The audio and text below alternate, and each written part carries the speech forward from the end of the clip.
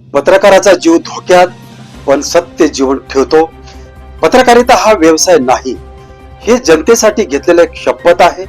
वादळ कोसळतं, पूर उसळतं, आग भडकते, लोक पळतात, पण पत्रकार थांबत नाही. कारण सत्य थांबवणे आणि जनतेला माहिती असावं नेमकं काय घडलंय. त्या दिवशी मी पूरग्रस्त भागात गेलो होतो. पाणी कमरेपर्यंत आलं होतं आणि मीही घसरलो. क्षणभर वाटलं इथं संपलं सगळं.